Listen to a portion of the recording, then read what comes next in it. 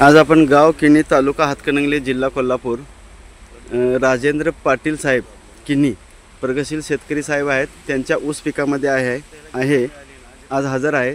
त्यांनी आपल्या ह्या ऊस पिकासाठी सेंद्रिय पद्धतीनं किंवा ओरिजिनल शेतीला जे काय करायला लागतं त्या सर्व गोष्टी केलेल्या आहेत. मागचा व्हिडिओ आपल्याला या व्हिडिओमध्ये बघायला मिळेल. बरोबर आपण 1 महिन्यापूर्वी व्हिडिओ केलता. त्यावेळेला तारीख काय होती, ट्रीटमेंट सुरुवात झाली ती तारीख, आजची तारीख किती आहे, या सर्व गोष्टी आपण राजेंद्र पाटील साहेबांच्याकडून ऐकून घेणार आहे. आणि बरोबर किती दिवसानंतर आपल्या ह्या पिकामध्ये काय काय फरक पडला तेही जाणून घेणार आहे. पाटील साहेब नमस्कार. नमस्कार साहेब, आजची तारीख जरा. आज 5 जुलै 5 जुलै 5 सप्टेंबर 2025 बरोबर.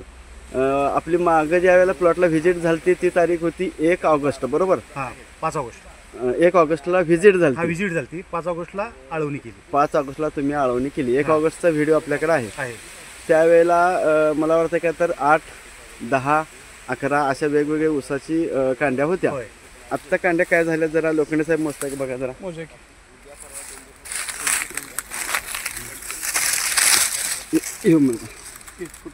खालनं मग तिथनं आहे तिथनं 1 2 3 4 5 6 7 8 9 10 11 12 13 14 15 पुढची वर काय आहे काय 15 16वी चालू आहे. 16वी चालू आहे. दुसरी मोजा, दुसरा ऊस मोजा त्याच्या शेजारचा. 1 2 3 4 5 6 7 8 9 10 11 12 13 14 15 16वी चालू आहे. त्याच्या पलीकडचा एक मोजा.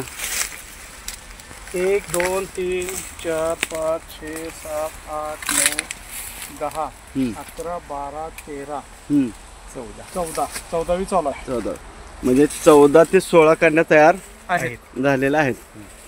आपल्याला मागच्या व्हिडिओमध्ये बघायला मिळालंच. मला वाटतं मागच्या व्हिडिओमध्ये 8 ते 13 पर्यंत कांड्या होत्या. म्हणजे आता 16 पर्यंत आहे म्हटल्यावर ज्या वेळेला 13 होत्या त्यातल्या एका महिन्यामध्ये 3 वाढल्या. आणि जिथं 8 होत्या तिथं किती वाढल्या? 9 10 11 12 13 14 15 16 मध्ये तिथं 6-7 कांड्या वाढल्या. म्हणजे सरासरी पूर्ण ऊसामध्ये 4 कांड्या महिन्याला वाढतात. 4 कांड्या तरी वाढले. ते विश्वास झाला. ह्याच्यासाठी मला वाटतं राजेंद्र पाटील साहेबांनी ह्याला नांगरून ह्या जमिनीला किती वर्ष झाली, किती दिवस झाले? हे आता 2019ला रान नांगरले.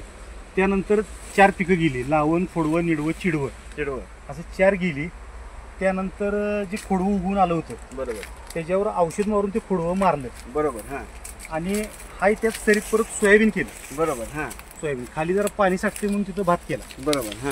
भात आणि परत मग त्यात सोयाबीन आणि भात काढून मग ही लावण केली डिसेंबरला. अरे म्हणजे मला हे सांगायचं आहे, शेतकऱ्यांना एक संदेश मला वैयक्तिक द्यायचा आहे. राजेंद्र पाटील साहेबांनी 2019 पासून आज 2025 पर्यंत ही खाली जे आपण ज्या जमिनीत उभा राहिलो, जे ऊस बघतोय त्याला नांगरलेलं नाही. आणि का नांगरलं नाही तर नांगरल्यानंतर बरेच तोटे होतात. आणि फायदा काय होतो तर त्या जमिनीचं सेंद्रिय कर्ब वाढतं. आणि ह्या जमिनीचं सेंद्रिय कर्ब मला वाटतं बाकीच्या इतर शेतकरी बांधवांच्या जमिनीपेक्षा कितीतर पटीनं जास्त आहे. त्यामुळं एका ऊसाला 3-4 पेरे वाढल्यात आणि एका ऊसाला 7-8 पेरे वाढलेले आपण व्हिडिओमध्ये आत्ता बघितलं. मागचा व्हिडिओ बघितल्यानंतर सर्वांच्या लक्षात येईल. साहेब, ह्या मातीमध्ये तुम्ही जो प्रयोग केला आहे, हा प्रयोग जर सर्व शेतकरी बांधवांनी केला तर त्यांच्या पिकाला कमी खर्चामध्ये दुप्पट उत्पादन करण्यासाठी कोणी रोखू शकत नाही. 100% रोखू शकत नाही. आपल्याला व्हिडिओमध्ये पूर्ण प्लॉट बघायला मिळेल. सगळा प्लॉट 1 नंबर आलेला आहे. तर ह्या 2 सरींच्या मधला अंतर किती आहे? आता हे 8-8.5 फूट अंतर आहे. 8.5 फुटावर अंतर आहे. आणि आपण ज्या वेळेला डोळा लावलेला तेव्हा डोळ्यापासून दुसरा डोळा किती अंतर आहे साहेब? ते 2 फूट अंतर आहे. 2 फुटामध्ये सिंगल डोळा. 2 फुटामध्ये सिंगल डोळा. म्हणजे लावण करायचा जो खर्च आहे रोपांचा किंवा डोळ्यांचा 9 मुळीतच 30 गुंठे लावून झाले. 9 मुळीमध्ये 30 गुंठ लावण झालेली आहे. आणि समजा सर आपण 4-4.5 फुटाला लावलं असतं तर किती ऊस लागला असता? ह्याच्या डबल लागणार. आणि आपण परत जवळ करतोय आणि परत त्याच्यापेक्षा जवळ म्हणजे जवळपेक्षा जास्त लागला. 18 ते 20 मुळी लागला असता. मध्ये खर्चही कमी झाला. आतापर्यंत साहेब आपण मी जे सांगितलेला डोस आहे त्यात रासायनिक खत एका महिन्यामध्ये किती किलो सोडले आपण? एका महिन्यामध्ये आता पहिला 5-7 किलो, 5-6 किलो आहे एका महिन्यात. पहिल्या आळवणी आणि दुसऱ्या आळवणी 5 किलोची. 5 किलो म्हणजे एका महिन्याच्या अंतरमध्ये 2दा ड्रिंचिंग केलं. दोन्ही मिळून 11 किलो रासायनिक खत दिलेलं आहे.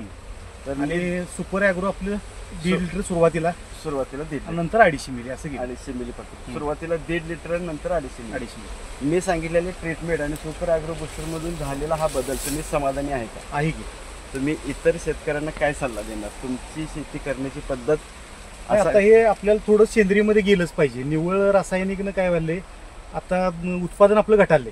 बरोबर त्यामुळे त्याला ऑर्गॅनिक कार्बन वाढवण्यासाठी का नाही ह्या गोष्टी केल्याच पाहिजे, केलं 100% कारण ते गरज आहे आजची. बरोबर. आणि त्यानं इथले इथं जिरवणे, बरोबर पाला इथले इथे जिरवणे हे करणे गरजेचं आहे. धन्यवाद साहेब.